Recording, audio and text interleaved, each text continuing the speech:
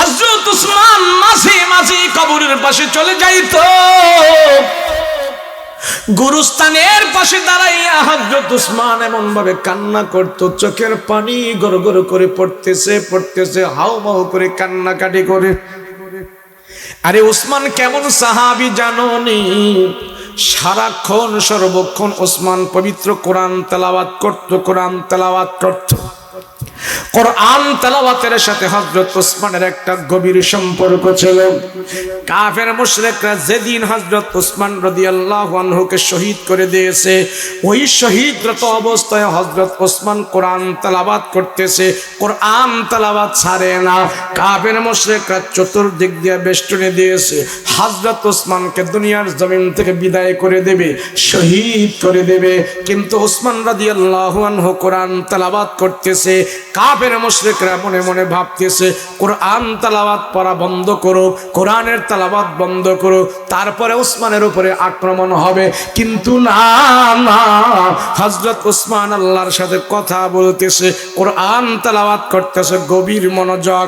কিন্তু কাফের মুশরিকরা বিরক্ত হয়ে তীর চালায়া দিল। উসমান রাদিয়াল্লাহু আনহুর গায়ে যায় তীর বিদ্ধ হইল। তীর বিদ্ধ হওয়ার সাথে সাথে শরীর থেকে রক্তের ফোঁটা জমিনে পড়ে নাই, শরীর থেকে রক্তের ফোঁটা উসমানের কোরআন তেলাওয়াতে পড়েছে। হাসরের ময়দানে আল্লাহর আদালতে উসমান যেন শহীদ হয়েছে। উসমানের শরীরের রক্ত কোরআন কারীমের মধ্যে যা পড়েছে, হাসরের ময়দানে যারা শহীদ হয়েছে, যেখানে শহীদ হয়েছে, ওই মাটি আল্লাহর দরবারে সাক্ষী দেবে কারো ব্যাপারে উসমান রাদিয়াল্লাহু আনহু, কারো ব্যাপারে উসমান রাদিয়াল্লাহু আনহু ডাক দিয়া কয়, সেটা হলো পরে, কিন্তু আমি যদি আজকে দোয়া করি আল্লাহর কাছে কবুল হবে। বলছেন কে? নবীজি বলেছেন, আমার রাসূল বলেছেন, মুসাফিরের দোয়া আল্লাহর আদালতে কবুল হয়ে যায়। আমি যদি আপনাদের জন্য দোয়া করি, আমার রাসূলের পবিত্র জবানের স্বীকৃতি, মুসাফিরের দোয়া আল্লাহর দরবারে কবুল। আমি দোয়া করলে আজকে 100% কবুল। কখন কবুল হবে সেটা আল্লাহ ভালো জানে, কিন্তু কবুল হবেই হবে। আমার সাথে দোয়া করার জন্য রাজি আছেন? রাজি আছেন? আল্লাহ কবুল করো, বলেন আমিন। সবাই একটা হাত জাগান, লিল্লাহি তাকবীর, নারে তাকবীর। আচ্ছা বলেন তো, আপনারা এখানে যতক্ষণ বসে থাকবেন লাভ হইব কি? কি লাভ হবে? এই পাবনার মানুষ আপনারা যে বসে থাকেন ওয়াজে, লাভ আছে না কোনো? কি লাভ? একজনে কইছে নফল ইবাদতের নেকি, আরেকজনে কোন কি কি জান্নাতের বাগিচায় বসে আছে। আবার কেউ কেউ কইব হুজুর মাহফিলে ঘরে তাবারক আছে। তাবারক খাওয়া সুন্নত, খাইবেন, অসুবিধা নাই। তো আমি একটা লাভের কথা কই শুনেন। এই যে আপনারা যতক্ষণ বসে রয়েছেন না, 1 ঘন্টা হোক, 2 ঘন্টা হোক, আধা ঘন্টা হোক, যতক্ষণ আপনারা বসে থাকবেন, আপনার 50, 60, 70 বছরের হায়াত থেকে আজকের মাহফিলের 1 ঘন্টা যদি বসে থাকেন, 2 ঘন্টা যদি বসে থাকেন, এই 2 ঘন্টা আপনার 70 বছরের জিন্দেগি থেকে আজকের মাহফিলের 2 ঘন্টা আল্লাহর দরবারে গুনাহমুক্ত হয়ে পৌঁছে যাবে। বলেন, এখানে বসে কেউ গুনাহ করছেন? পিছন থেকে বিড়ি টিড়ি খাইছেন? পাবনা এমন আছে যে বক্তারা লাগাই দিছে, বক্তা ওয়াজ করতে, তাও আমরা এদিক দিয়ে গান বাদ্য শুনি। এমন আছে? সর্বপ্রকারের কাম থেকে আমরা এখন মুক্ত। এক কাজ করতেছি, সেটা হলো আল্লাহ এবং আল্লাহর রাসূলের কথা শুনতেছি। কথা বলেন ঠিক কিনা? চতুর্দিক থেকে আল্লাহর ফেরেশতারা দেখতেছে আমরা কি করতেছি। মনোযোগ সহকারে আমরা যদি কোরআনের কথা শুনি, কবরের কথা শুনি, আল্লাহর কাছে নোটিশ জমা দিব। আল্লাহ, আদম সন্তানদের দেখে আইছি, এরা বয়া বয়া আলোচনা করতেছে, আপনার গুণগুণ গাইতেছে, আর বাড়িতে যাওয়ার আগে চোখের পানি ফালাইয়া কান্নাকাটি করছে। তো আল্লাহ ফেরেশতা করে বলবো, তোরা সাক্ষী থাকিস। সুবহানাল্লাহ। আল্লাহ বলবে, সাক্ষী থাক, ই আদম বানাই দিতে তোরা নিষেধ করছিলি। ফেরেশতারা নিষেধ করে না? ফেরেশতারা নিষেধ করছে আদম বানানোর জন্য। আল্লাহ বানায়েন না, আমরা ফেরেশতারা যথেষ্ট, আমরা যে ইবাদত বন্দেগী করি আমরাই যথেষ্ট আপনার জন্য। আদম টাদম বানার লাগবো না। আল্লাহ কয় যাহা আমি জানি তাহা তোমরা জানো না, আমি সিদ্ধান্ত নিয়েছি আদমকে বানানোর জন্য আমি বানাবো, তোমাদের কথা মানবো না। আল্লাহ বলবে দেখ বনি আদম তারা আমার গুণকীর্তনের আলোচনা করতেছে, বাড়িতে যায় যা পারে আমল করবে, চোখের পানি ছাড়ছে, তওবা করবে, সাক্ষী থাক আমি আল্লাহ মাফ করে দিব। এই বলেন আমাদের আর কি আছে? আল্লাহ এই সমস্ত আমল দেখে আমাদেরকে যদি মাফ না করে তো আমাদের আর কি আছে কিছু? আল্লাহ তো চাই বান্দারা মাফ করে দেওয়ার জন্য, এর নামই তো হলো আল্লাহ। দুনিয়ার মানুষ অপরাধীকে খুঁজে সাজা দেওয়ার জন্য, পুলিশ চোরকে খুঁজে জেলে ঢুকানোর জন্য, র‍্যাব বিডিআর আর্মি অপরাধীকে খুঁজে শায়েস্তা করার জন্য, জেলে ভরার জন্য, পিটানোর জন্য, অপরাধীর শাস্তি দেওয়ার জন্য। আর আল্লাহ কয় বান্দা আমি তাদেরকে খুঁজি ক্ষমা করে দেওয়ার জন্য।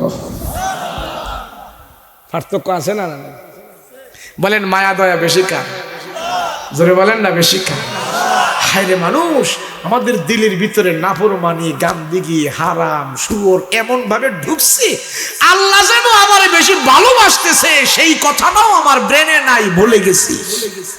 কথা কোন ঠিক না? ভালো কাজ, নেক আমল এগুলা যেন আমাদের দিলে ঢুকবে, ওই জায়গাটা নাই। এমন ভাবে শয়তান আমাদেরকে খাইছে। ওই এক খাওয়ার কথা শুনছেন না আপনারা? বিয়া বাড়িতে গেছে, হ্যাঁ খুব ভালো ভালো খাইতে পারে, বেশি খাইতে পারে, তো বিয়ে বাড়িতে গেছে, ওখানে যায় আন্ডা মন্ডা ঘিরবিন্নি পোলাও কুরমা কালিয়া বিরিয়ানি যা পাইছে সব খাইছে। আরে খাইতে খাইতে মানুষ খায় গলা পর্যন্ত, আর হ্যাঁ খাইছে নাক পর্যন্ত। কিছু খাওয়াইয়া লোক আছে না এরকম, মানে বেশি খাইতে পারে, যা দেয় তাই খায়, মেশিনটা ভালো, এমন খাওয়ার ভাবসাব দেখলে মনে হয় সে লোহা খাইয়া হজম করে লাগবে, রড খাইয়া হজম করে ফেলবে, এমন খাওয়াইয়া আছে না? নাই? সব খাইছে, বিয়া বাড়িতে গেছে সব খাইছে, খাইয়া তোমাকে আর উঠতে পারে না, এমন খানা খাইছে। এখন দেখলো দুইজনে, দেখলো আরে তার অবস্থা বেতালা, এই কি হইছে? এখন কথাও করতে পারে না, এমন খাওয়া খাইছে।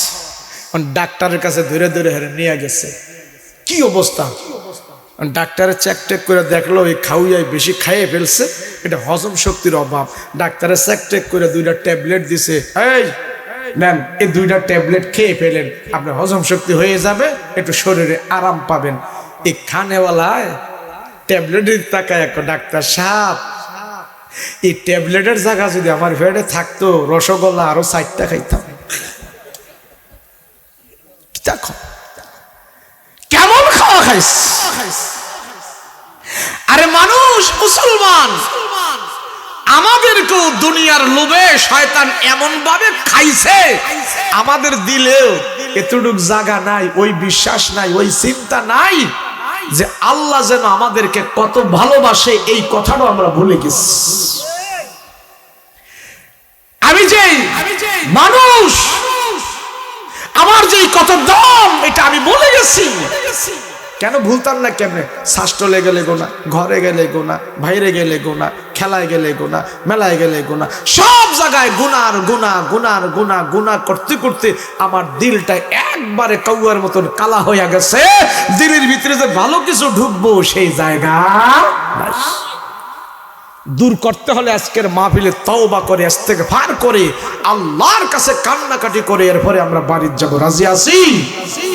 তো আপনারা আবার ভয় পাইয়েন না যে হুজুরের মনে বড় লম্বা ওয়াজ করব, বেশি লম্বা ওয়াজ করলে তাবারক আবার ঠান্ডা হয়ে যাইব, পরে কইবেন বেশি ওয়াজ করে হুজুরে তাবারক ঠান্ডা করে নিস। কথা কন, আপনারা কয় মাইল দূরে যাইবেন? আপনাদের থেকে বেশি দূরে যাব আমি, তো আপনাদের থেকে তাড়াহুড়া তো আমার বেশি। কথা বলেন ঠিক কিনা? বেশি সময় নষ্ট করব না, অল্প সময় কথা বলবো, ধৈর্য সহকারে শুনবেন। রাজি আছেন? আরেকটা কথা, আমার ভাষা কি আপনারা পাবনার মানুষ বুঝতে কি অসুবিধা? তাহলে মোটামুটি পাবনায় তো আরো কয়েক বছর ধরে আসি, ওই আটগড়িয়া আসি, এরপরে কি সাথী আরো কোন জায়গায় যে আসছিলাম, ওই যে পাকশি আসি, পাবনা সদরে আসছি, মোটামুটি আমার ভাষায় মনে হয় তেমন একটা অসুবিধা নাই, তাই না? তো চলবে তো ইনশাআল্লাহ। লিল্লাহে তাকবীর, নারে তাকবীর।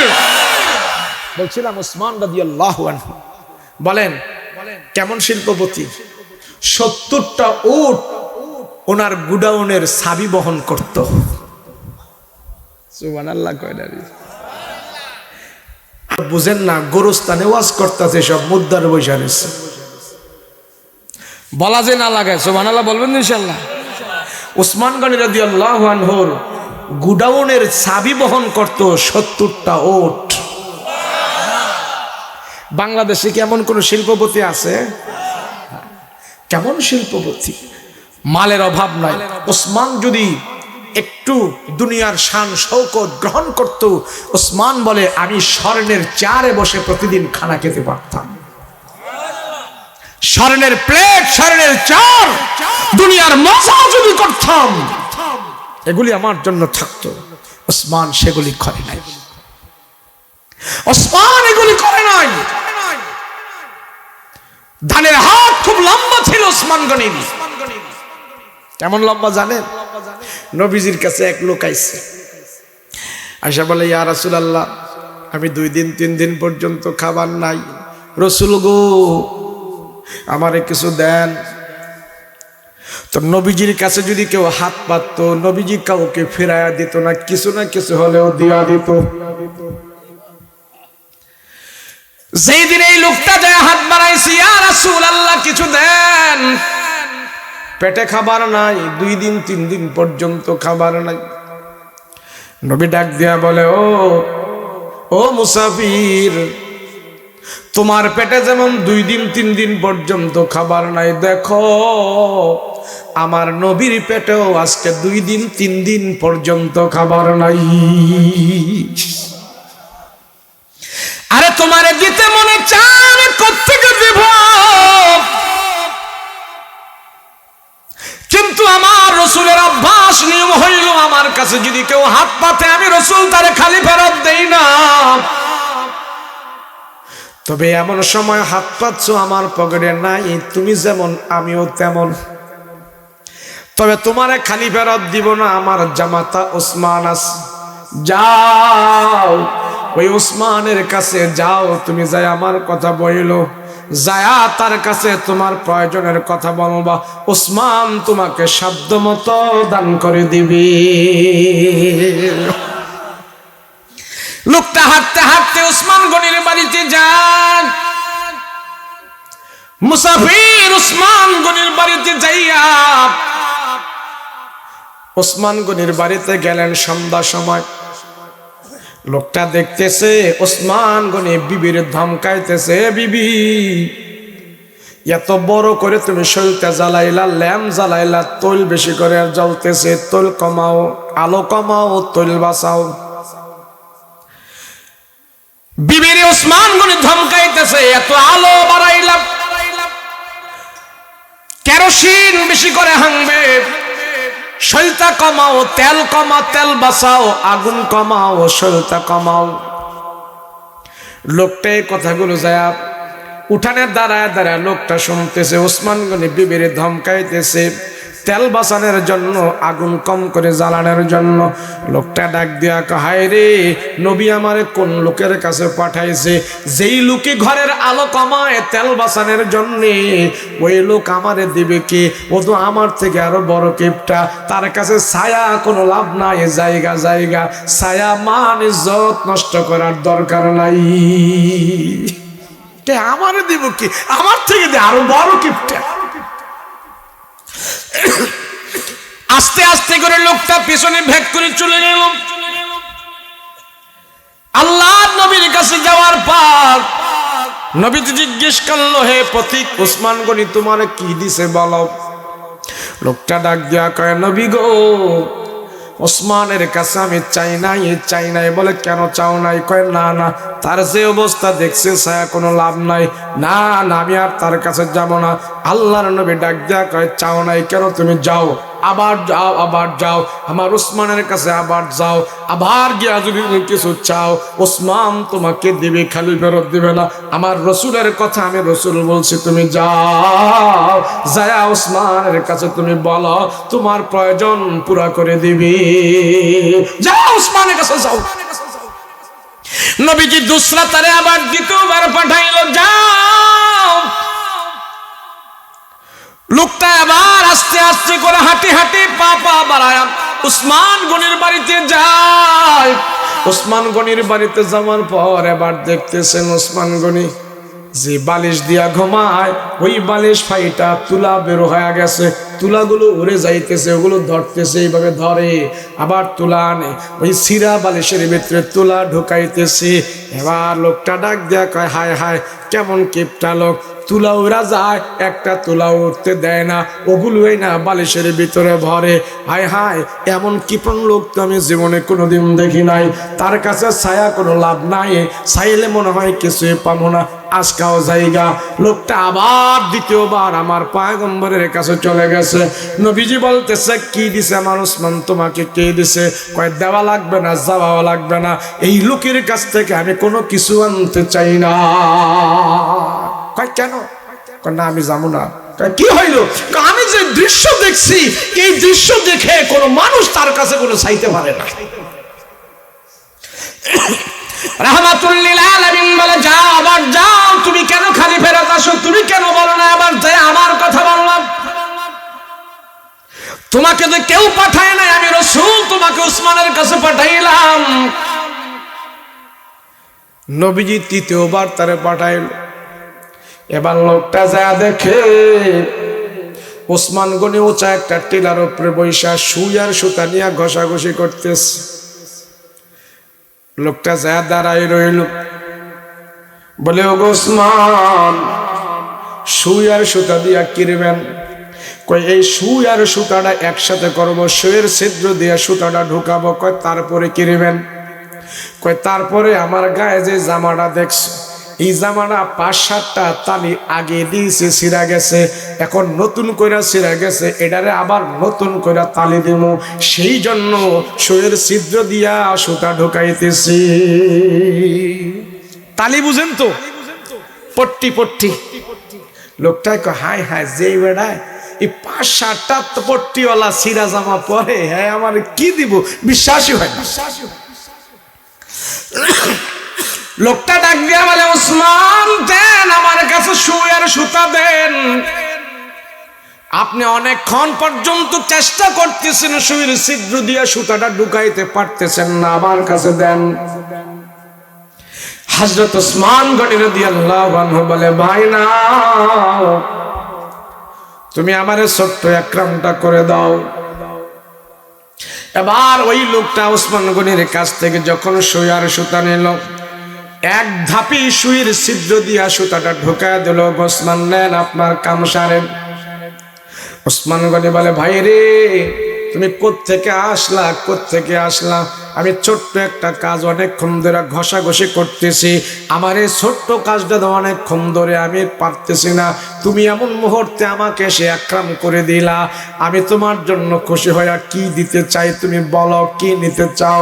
আমি ওসমান তোমার চাওয়া পাওয়া পুরা করে দিব, কি বলো? বলে, যা দেন আপনি তাই আমি নেব। ওসমান বলে লোকটাকে, বলে, ভাই তুমি বসো, মুসাফির মানুষ তুমি বসো, আমি মুদিরকে ডাক দেই, ম্যানেজারকে ডাক দেই, তোমার জন্য হাদিয়া তোহফা নিয়ে আসতেছি। ওসমান রাদিয়াল্লাহু আনহু ডাক দেয়া বলে, তাল হেনা মুদির, হে ম্যানেজার তুমি এখানে আসো। এই মুসাফির মনে হয় কোনো পথ হারা, মনে হয় কোনো অভাবী, তাকে তুমি গোডাউন থেকে যায়া এক বস্তা এক ওট জব গম আটা বুঝাই করে একটা উট তার সামনে নিয়ে আসো। আমি ওসমান তারে ভর্তি করা একটা উট ভর্তি করা জব গম আটা যা আছে আমি তারে দান করে দিতে চাই। লোকটায় যখন ওই লোক ম্যানেজার সব হাজির করে সারছে, লোকটায় কয়, আমারে দিবেন? বলে, হ্যাঁ তোমার জন্য। হ্যাঁ বিশ্বাস হয় না। বলেন কি আপনি আমাকে দিয়ে দিবেন? কি উপহাস করছেন? বলে, হ্যাঁ এটা তোমার জন্য, আমি তোমাকে আল্লাহর রাস্তায় দিয়ে দিস। লোকটা ডাক দিয়ে বলে, ওসমান আমার বিশ্বাস হয় না, আপনি কি আমার সাথে মজা করতেছেন কিনা? বলে, ভাইরে না না, মজা করতেছি না, তোমাকে আমি আল্লাহকে খুশি করার জন্য তোমাকে আমি দিয়ে দিস। লোকটা ডাক দিয়া কে, ওসমান যদি আপনি আমাকে এটা দিয়ে থাকেন তাহলে আমি একটা প্রশ্ন করতে চাই, করব কিনা? বলে, করো। বলে, এর আগে আপনার কাছে আমি 2 বার আসছিলাম, একবার এসে দেখে আপনি বিবিরে ধমকাইতেছেন ঘরের আলো কমানোর জন্য, তেল বাঁচার জন্য। আরেকবার আইসা দেখলাম আপনার বালিশ ফাইটা তুলা বের হয়ে গেছে, তুলাগুলো আপনি একসাথে জমা করতেছেন, কারণ কি? যদি আপনি মানুষরে এত কিছু দান করে দেন, নিজের বেলা এত কিপটামি করলেন, কারণ কি? ওসমান বলে, ভাই রে, ঘরের আলো যদি বেশি করে জ্বলে, দুনিয়ার সময় একটু আলো জ্বলবে, লাভ হবে কি? আর এই দেখো আমার গায়ে ছিঁড়া ফাটা জামা, আমি যদি সুন্দর জামা পরে পরে ঘুরি, লাভ হবে কি? একদিন তো আমার মার্কিন কাপড় পরতে হবে। ওসমান রাদিয়াল্লাহু আনহু বলে, ও ভাই, আরে তুমি যে আমাকে 2 বার দেখছো ঘরের আলো কমাইলাম, তেল বাঁচাইলাম, তুমি যে আমাকে দেখলাম বালিশ ফাইটা তুলা বের হয়ে গেছে, সেগুলি আমি একসাথে করলাম, আমি যদি ঘরের আলো বাঁচাই, বালিশ ফাটা তুলা না দিয়া যদি সুন্দর সুন্দর বালিশ দিয়া ঘুমাই, এটা দুনিয়ার ক্ষণিকের আনন্দ। কিন্তু তোমাকে যে আমি উট বুঝাই করে দান করে দিলাম, এটা ক্ষণিকের দুনিয়ার আনন্দ না। আমার রসুল বলেছেন, আল্লাহর জন্য যারা ভালোবাসে, আল্লাহর জন্য যারা দান সদকা করে, এই দান সদকা হাসরের ময়দানে জান্নাতের ওসিলা হয়ে যাবে। বাইরে দুনিয়াটা আমার কাছে বড় না, আমার কাছে আখিরাতটা হলো বড়। যে উসমানের মালের কোনো অভাব নাই, যে উসমানের সম্পদের কোনো অভাব নাই, সেই উসমান কবরের পাশে দাঁড়ায় দাঁড়ায় কান্দে আর বলে, মালিক, এই কবরের ভিতরে সবাই সমান, এই কবরের ভিতরে সবাই সমান, কে বাদশা, কে ধনী, কে আমির, কে ফকির। আল্লাহ, দুনিয়াতে তো সব জায়গায় গেলে আমরা মানুষ পাই, আয় আল্লাহ, দুনিয়াতে বাজারে গেলে মানুষ আছে, হাট বাজারে মানুষ আছে, স্কুল কলেজে মানুষ আছে, ঘরের ভিতরে আমার সন্তানেরা আছে। আল্লাহ, দুনিয়া তো মানুষ পাওয়া যায়, আল্লাহ হাসরেও মানুষ থাকবে, মিজানেও মানুষ থাকবে, ফুলসেরাতেও মানুষ থাকবে, বাকি সব জায়গায় মানুষ থাকবে, কিন্তু কবরের ভিতরে কোনো মানুষ থাকবে না। আমার ওসমানের কবরে তো আমি একা একা ঘুমাবো, সেই জন্য আমার কাছে ভয় লাগে। আল্লাহ, এই নির্জনতার ঘর কবরের ভিতরে ওসমান ঘুমাবে, জানি না ওসমানের জন্য কবরটা কেমন হবে গো আল্লাহ। সেই কথা ভেবে ভেবে ওসমান গনি কবরের পাশে দাঁড়ায় দাঁড়ায় কান্না করে আর আল্লাহকে ডাক দেয়া কয়, আল্লাহ, আমার কবরটা তুমি সুন্দর করে দিও। আমি ওসমানের যত মাল হবে, উসমানের যত মাল আছে, কবরের ভিতরে কোনো মাল চলবে না, কবরের ভিতরে কোনো শিল্পপতি চলবে না। আল্লাহ, আমার ভয় হয় এই কবরের ভিতরে যাওয়ার পর কবরের মাটি যদি আমার ওসমানকে চাপ দিয়া হাড্ডিগুলো যদি একসাথে গুঁড়া করে দেয়, আমার পাঁজরটা যদি একসাথে গুঁড়া করে দেয়া দেয়, আমার ওসমানের দুনিয়াতে এত সম্পদ, এত মাল দিয়ে আমার কে লাভ হবে? আল্লাহ, তোমার কাছে আমি ফরিয়াদ করি, এই কবরের ভিতরে যতদিন আমি একা একা থাকবো, এই কবরটাকে তুমি আমার জন্য জান্নাতের বাগান বানায়া দিও। মৌত কাসিন কুল্লু নাসিন শারিবুন, কবর বাইতিন কুল্লু নাসিন দাখিলুন। সে ওসমান যদি কবরের পাশে দাঁড়ায় এইভাবে কাঁদতে পারে, আরে আপনাদের এই কবর আপনাদের না? কথা বলেন, আপনাদের না? এই কবরের পাশে আপনিও দাঁড়ায় প্রতিদিন যে কাঁদবেন, আল্লাহ, এই কবরে আমার মা ঘুমন্ত আছে, আমার বাবা ঘুমন্ত আছে, আল্লাহ, আমিও তো একদিন এই কবরে ঘুমাবো। হাসি খুশি এইটা সেইটা ঘুরে ফিরে কিন্তু ওখানে একদিন যেতে হবে, কথা বলেন ঠিক কিনা? সেই জন্য মুসলমান ভাইরে আমার কবরের খবর রাখতে হবে, কবরের খবর রাখতে হবে। আল্লাহর নবী ডাক দিয়ে বলে, সাহাবীরা, মরণ এমন এক জিনিস। আল্লাহ কোরআনে কারীমের আয়াতে ডাক দিয়া বলে, কুল ইন্নাল মাউতাল্লাযীনা তাফিরুনা মিনহু ফাইন্নাহু মুলাকিকুম সুম্মা তুরাদ্দুনা ইলা আলিমিল গায়বি ওয়াশ শাহাদাতি ফায়ুনাব্বিউকুম বিমা কুনতুম তা'মালুন। আল্লাহ ডাক দিয়া কয়, তোমরা যেতায় থাকো, মরণ তোমাদের সাথে সাক্ষাৎ করবে। তোমরা মরণ থেকে পলায়ন করতে পারবা না, মরণ তোমাদের সাথে সাক্ষাৎ করবে। তোমরা যেখানে লুকায়া থাকো, মরণ লুকায়া থাকবে না, মরণ ওখানে হাজির হবে। রাসূল বলেন, যদি মৃত্যু থেকে কেউ বাঁচতে পারতো, আমি রাসূল বাঁচতে পারতাম। বলেন, আমার রাসূল কি মৃত্যু থেকে বাঁচতে পেরেছে কিনা? আমার রাসূলের সাথেও মরণ সাক্ষাৎ করছে। যেই নবীজির দাম আল্লাহর পরে পৃথিবীর বুকে শ্রেষ্ঠ নবীজি, সব কিছু থেকে আল্লাহ আমার রাসূলকে শ্রেষ্ঠ করে বানিয়েছে, সেই রাসূলও মরণ থেকে বাঁচতে পারে নাই। সেই নবীজিকে আল্লাহ মরণের যন্ত্রণা দেখায় দিছে। নবীজি একদিন সাহাবীদেরকে ডাক দিয়া বলে, ও সাহাবীরা রে, তোমাদের মাঝে এমন একজন বন্ধু আছে, ওই বন্ধুকে আল্লাহ পাক সালাম জানাইছে। তোমাদের বন্ধুকে আল্লাহ সালাম জানা বলেছে, তোমাদের বন্ধুকে আল্লাহ বলেছে, তুমি যদি দুনিয়াতে থাকতে চাও আল্লাহ তোমার হায়াত লম্বা করে দিবে। কিন্তু তোমাদের বন্ধু দুনিয়াতে থাকতে চায় নাই, আল্লাহর কাছে চলে যাইতে চেয়েছে। নবীজি বলে, সাহাবীরা, তোমাদের মাঝে একজন বন্ধু আছে, যারে তোমরা সবচেয়ে বেশি ভালোবাসো, যারে তোমরা মহব্বত করো, তোমাদের বন্ধু। সেই বন্ধুকে আল্লাহ বলছে, তুমি যদি দুনিয়াতে থাকতে চাও তোমার হায়াত অনেক লম্বা করে দিবে, হায়াত আল্লাহ বাড়িয়ে দিবে। কিন্তু তোমাদের সেই বন্ধু দুনিয়াতে লম্বা হায়াত চায় নাই, আল্লাহর কাছে চলে যাইতে চাইছে। রাসূল শুধু এতটুক বলছে, কারো নাম বলে। এবার সব সাহাবীরা চলে গেছে। চলে যাও, মনে মনে ভাবতেছি, আমার রাসূল এমন বন্ধু, কে কার কথা বলবো? তো সবাই ধারণা করে, মনে হয় আলীর কথা কইছে, মনে হয় উসমানের কথা কইছে, কেউ কেউ বলে আবু বকরের কথা বলছে, আবার কেউ কেউ বলে না, তলহার কথাও বলতে পারে। রাসূল বলছে, তোমাদের ঘনিষ্ঠ বন্ধু আল্লাহ তারে সালাম দিয়ে বলছে, দুনিয়াতে থাকার জন্য তোমাদের সেই বন্ধু দুনিয়াতে থাকতে চায় নাই, আল্লাহর কাছে চলে যাইতে চাইছে। সব সাহাবীরা শুধু এখন টেনশনে পড়ে গেল, আমাদের এমন বন্ধুটা কে?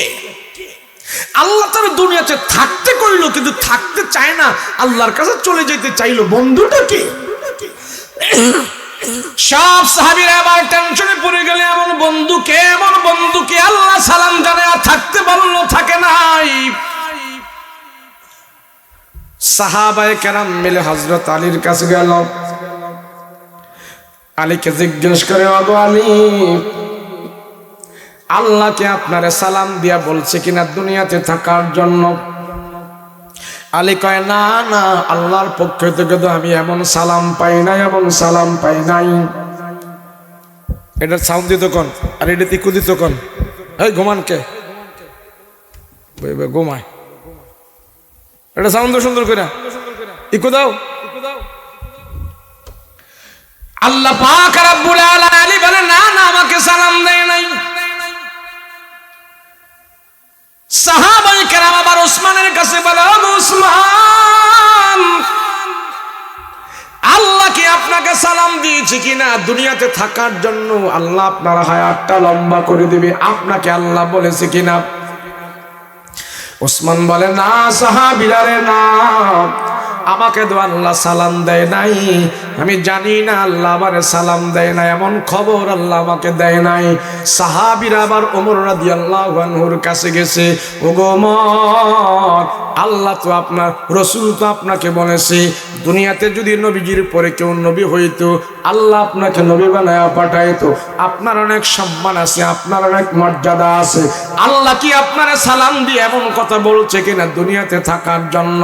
না, উসমান কয় না না, আল্লাহর পক্ষ থেকে আমি এমন সালাম পাই নাই। সব সাহাবায়ে কেরাম হযরত আবু বকর রাদিয়াল্লাহু আনহুর কাছে গেছে, যায় দেখে আবু বকর দুইটা চোখের পানি ফেলে ফেলে কান্না করতেছে, বুকটা বাসায় ফেলছে।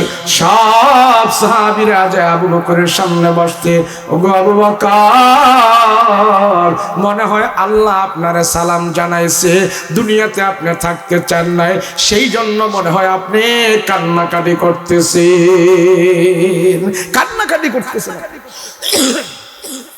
আবু বকর রাদিয়াল্লাহু আনহু ডাক দিয়া বলে, সাহাবীরা রে, না না না, আরে আল্লাহ আমারে সালাম দেয় না, আরে রাসূলের কথা তোমরা বুঝো না,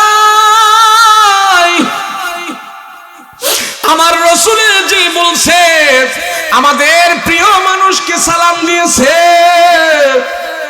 তোমরা আমার নবীজির কথা বুঝো নাই, আমারে সালাম দেয় নাই, কোন সাহাবীরে সালাম দেয় নাই, আল্লাহ স্বয়ং আমাদের নবীকে সালাম দেয়া বলছে, ওগো নবীজি, আপনি যদি দুনিয়াতে থাকতে চান আপনার হায়াত লম্বা করে দেবে, এই কথাটা আমাকে বলে নাই, তোমাদেরকে বলে নাই, আল্লাহ স্বয়ং আমাদের নবীকে বলছে, আমাদের নবী আর দুনিয়াতে থাকতে চায় নাই, রাসূল আল্লাহর কাছে বলছে, আল্লাহর কাছে নাকি নবীজি চলে যাবে। দেখো না, নবীজির কয়েকটা দাড়ি পেকে গেছে, কয়েকটা চুল পেকে গেছে, মনে হয় নবীজি আর দুনিয়াতে থাকবে না। আল্লাহ নবীকে সালাম দিয়েছে দুনিয়া থেকে চলে যাওয়ার জন্য। যখন এই কথা বলেছে, সাহাবায়ে কেরাম আবু বকরের সামনে থেকে দৌড়ানো শুরু করে দিয়েছে। সব সাহাবীরা খাওয়া দাওয়া ভুলে গেছে, বিবির সাথে থাকা ভুলে গেছে। সাহাবায়ে কেরাম যায় আমার পয়গম্বরের সামনে যায় হাউমাউ করে কান্নাকাটি শুরু করে দিয়েছে, আবার রহমতের নবী,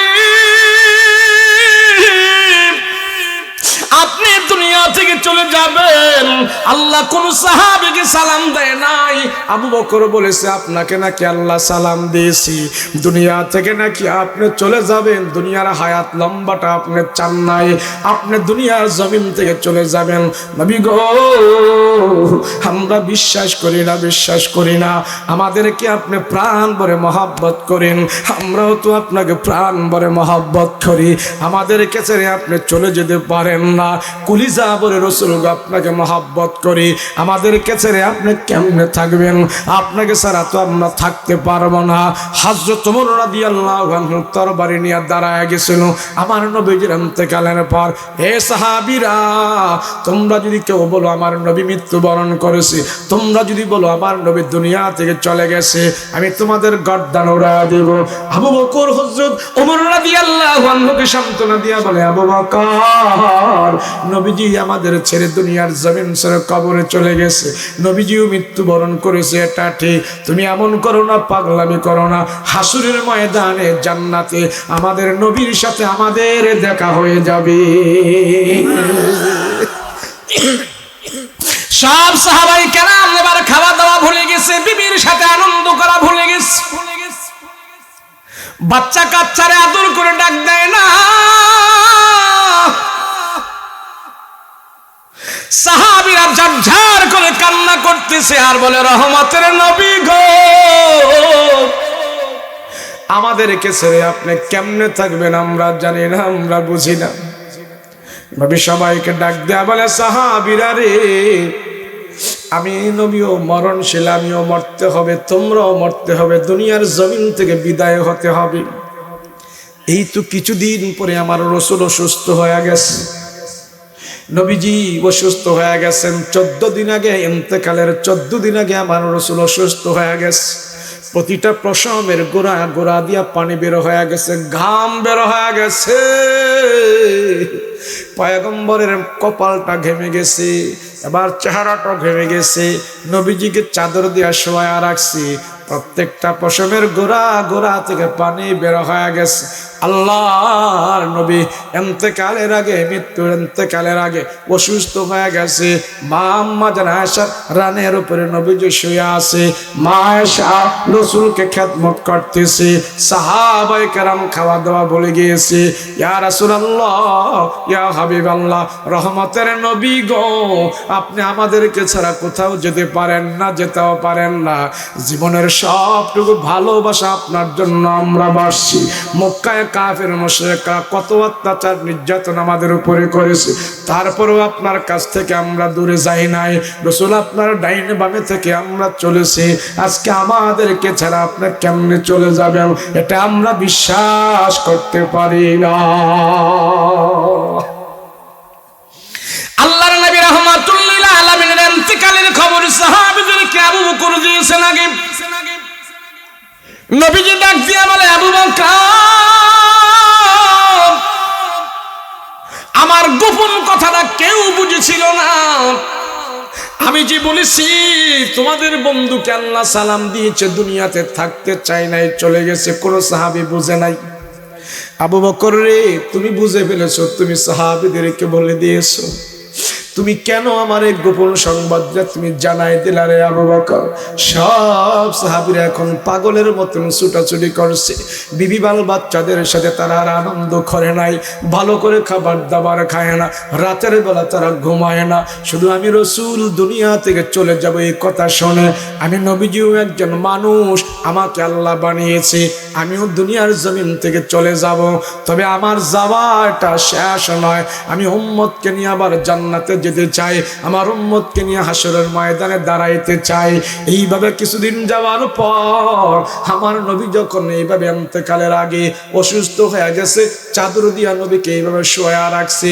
আল্লাহর নবী রাহমাতুল লিল আলামিনের জানটা যখন বের করবে, এমন মুহূর্তে আজরাইল আলাইহিস সালাতু ওয়াস সালাম ওই ঘরের দরজার মধ্যে আসছে।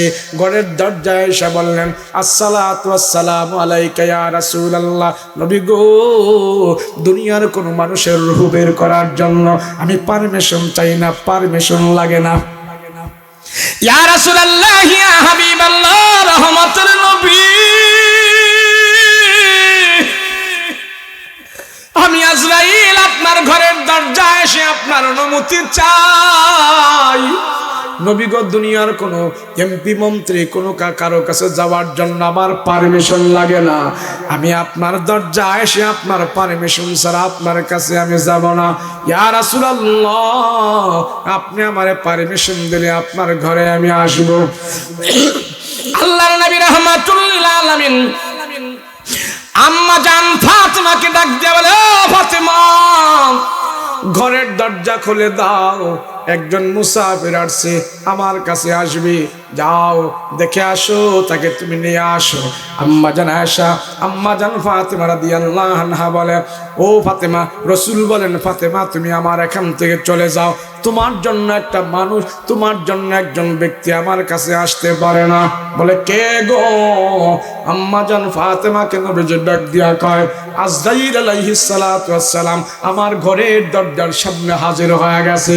এ ফাতেমা, তুমি যাও, তুমি এখান থেকে বিদায় হও ফাতেমা, তারপরে তুমি সাথে হাসরের ময়দানে আমার দেখা হবে।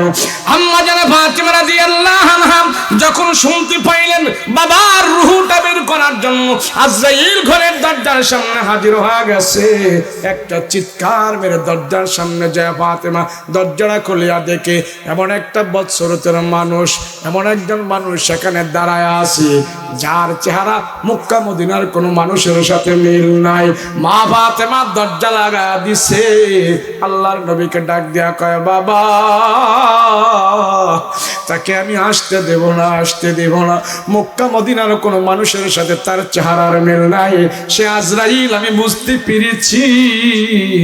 আমি মা হইয়া, আমি আপনার সন্তান হইয়া দরজা লাগায় দিছে, এই আজরাইল কি আপনার সামনে হাজির হতে আমি দেব না। ইয়া রাসূলুল্লাহ, বাবা, মা ফাতেমা কান্নায় ভেঙে পড়ল, চোখের পানি ছেড়ে ছেড়ে কান্দে আর বলে, বাবা, কত লালন পালন করেছেন, কত মহব্বত করেছেন,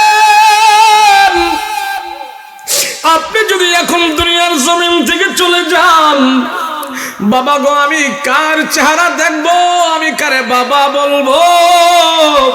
মা ফাতেমা বসে বসে চোখের পানি ছেড়ে ছেড়ে কান্না করতেছে। চোখের পানি আর মুছে বলে, ফাতেমা তুমি যদি আজরাইলকে আসতে না দাও, আজরাইল অবশ্যই আমার কাছে আসবে, তুমি বাধা দিয়া রাখতে পারবা না। ফাতেমা যাও, আজরাইলকে আসতে দাও, আমি আল্লাহর রাসূল, আমি নবী আজরাইলের সাথে একটু কথা বলতে চাই। আল্লাহু আকবার। আল্লাহর নবীর সামনে যখন হাজির হলো, সালাম দিয়ে হাজির হলো, ইয়া রাসূলুল্লাহ, ইয়া হাবিবাল্লাহ, রহমতের নবী, আপনার রূহটা বের করে নেওয়া হবে, আল্লাহ সসম্মানে আমাকে নিয়ে যাইতে বলেছে। এবার নবী বলে, আমার রূহ বের করবা, ভালো কথা, নিয়ে যাইবা, অসুবিধা নাই, আল্লাহর হুকুম।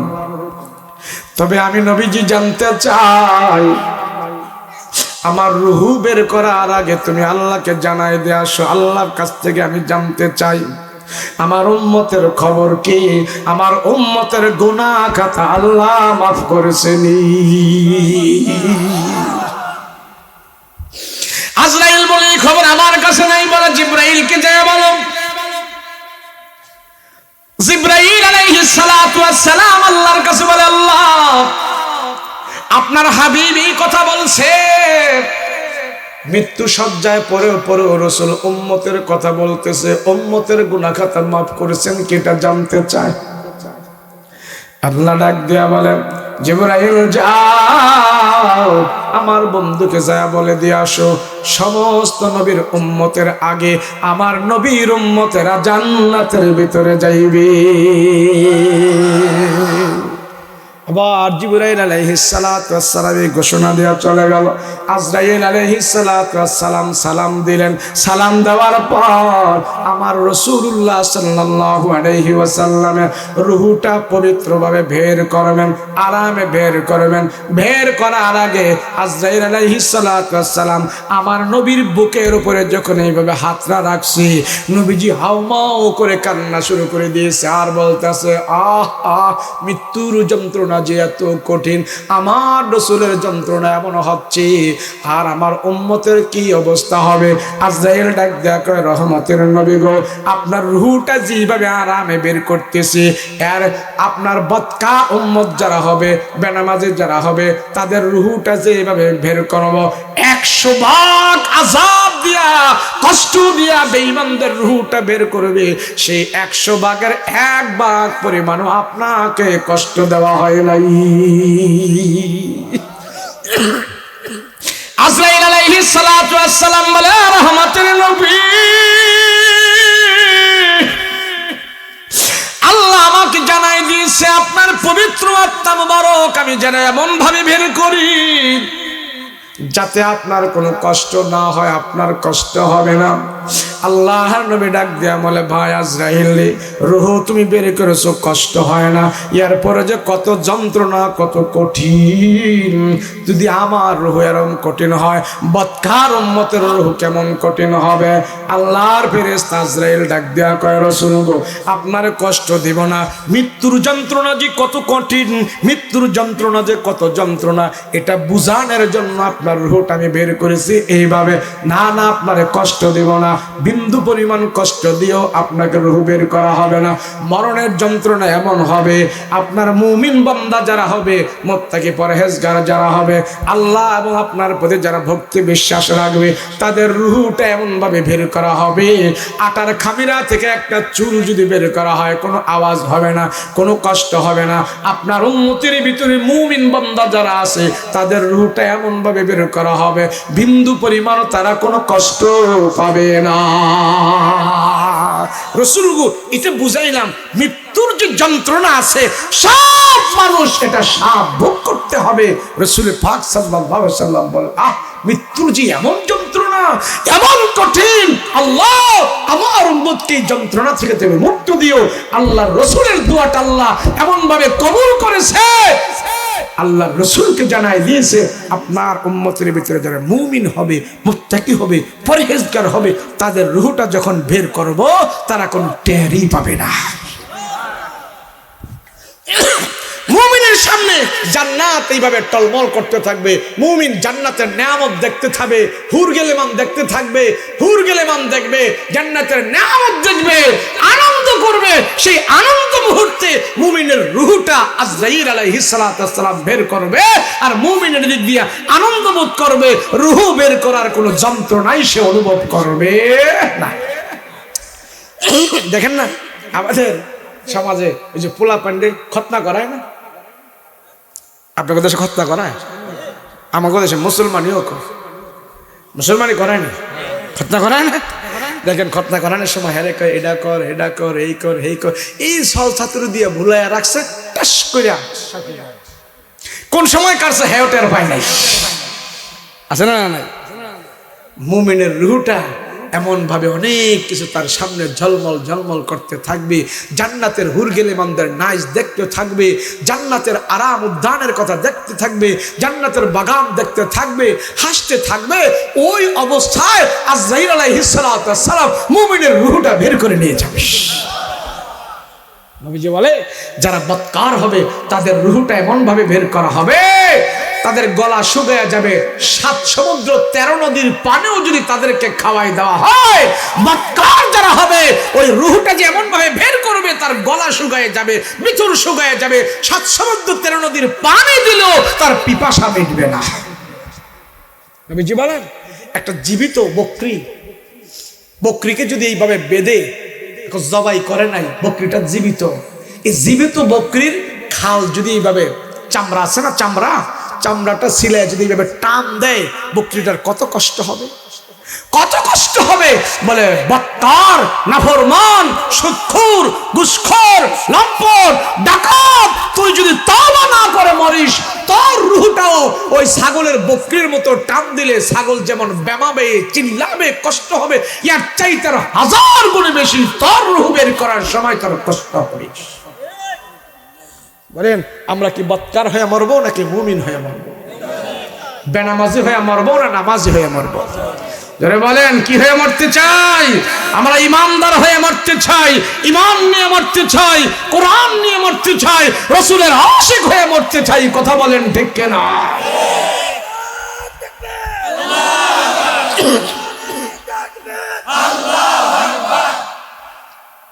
বলেন আমাদের হায়াত কি বেশি না কম?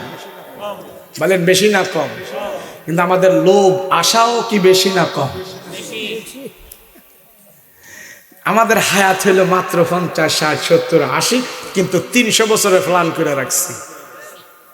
আমার নাতি খাইবো, পতি খাইবো, এরপরে যারা আইবো হেরা খাইবো। বলে কি বলে না? এটা হলো জাহেলি, এটা হলো জাহেলি কথা। আমি আমার নিজের চিন্তা করি, মানুষ মরণের চিন্তা যদি তার ভিতরে না থাকে, শুধু মানুষ না, শুধু গরু ছাগলের মতো।